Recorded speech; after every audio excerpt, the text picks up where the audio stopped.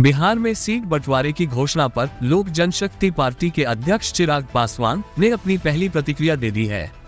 उन्होंने अपनी पार्टी को मिली सीटों को लेकर प्रधानमंत्री नरेंद्र मोदी और अन्य भाजपा नेताओं का आभार जताया है। मीडिया के सवालों का जवाब देते हुए सोमवार को चिराग पासवान ने कहा कि इस गठबंधन में मौजूद हमारे तमाम साथियों का मैं आभार प्रकट करता हूं। उन्होंने इस गठबंधन को मजबूती देने के लिए इतनी सहजता से सीटों का बंटवारा किया।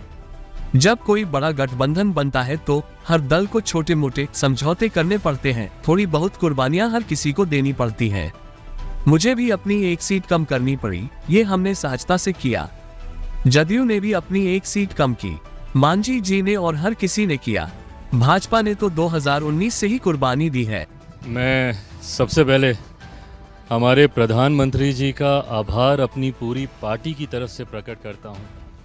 मेरे नेता के रहते हुए भी, मेरे नेता मेरे पिता आदरणीय रामविलास पासवान जी के जाने के बाद भी जिस तरीके से प्रधानमंत्री जी ने परिवार को, पार्टी को सम्मान देने का काम किया, और आज उसी का ही नतीजा है कि गठबंधन में विपरीत परिस्थितियों से हमारी पार्टी निकलते हुए आज जिस तरीके से गठबंधन में उचित सम्मान के साथ प्रतिनिधित्व पार्टी ने किया है, इसके लिए मैं हमारे प्रधानमंत्री जी का, हमारे प्रदेश के हमारे मुख्यमंत्री आदरणीय नीतीश कुमार जी का, गठबंधन के हमारे तमाम साथी आदरणीय उपेंद्र कुशवाहा जी, आदरणीय मांझी जी, इन सब का मैं धन्यवाद करता हूं। जिस सहजता से, जितने एमिकेबली ये गठबंधन में तमाम सीटों का चयन, सीटों का बंटवारा हुआ, मुझे लगता है ये पार्टी के हर नेता के उस दृढ़ संकल्प को दर्शाता है जिसके लिए हम सब संकल्पित हैं।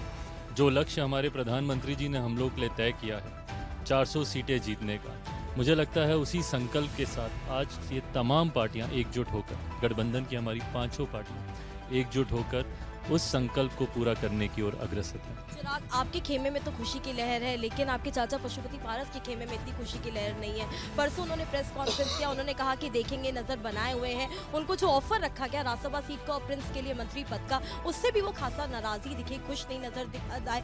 इसका कुछ असर पड़ेगा आप लोगों में?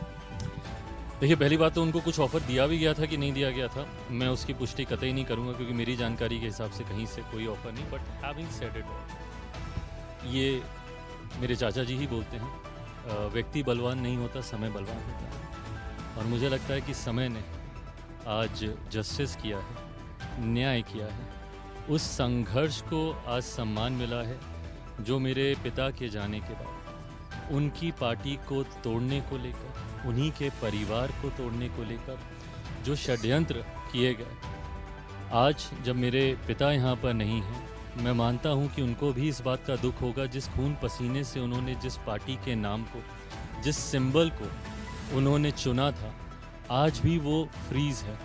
इसके जिम्मेदार कौन है? ये जिम्मेदारी किसकी थी कि मेरे पिता के जाने के बाद परिवार को एकजुट रखें, जैसे मेरे पिता ने रखा था। ऐसा तो नहीं है कि भैया उस वक्त कठिन परिस्थितियां नहीं आई, उस वक्त भी परिवार में भी संकट आए, पार्टी में भी संकट आए, पर तमाम विपरीत परिस्थितियों के बावजूद मेरे पिता ने परिवार, पार्टी को एकजुट रखा। पर आज उनके जाने के बाद जिस भूमिका में मेरे चाचा को होना चाहिए वो नहीं निभाते हुए जिस तरीके से उन्होंने पार्टी में, परिवार में टूट की, मुझे लगता है आज उसी का ही परिणाम है कि आज इस खेमे में खुशी है और उधर नहीं। देखिए, जन समर्थन से सांसद, विधायक, ये समय का दस्तूर रहा है, आए हैं गए हैं। कितनी बार कितने सिटिंग सांसदों को टिकट नहीं मिलता, मौजूदा परिस्थिति में भी कईयों के कटे हैं। सो सांसद, विधायक से ज़्यादा उस पार्टी पर, उस पार्टी के नेता पर लोगों का विश्वास, वो जनाधार ज़्यादा मायने रखता है।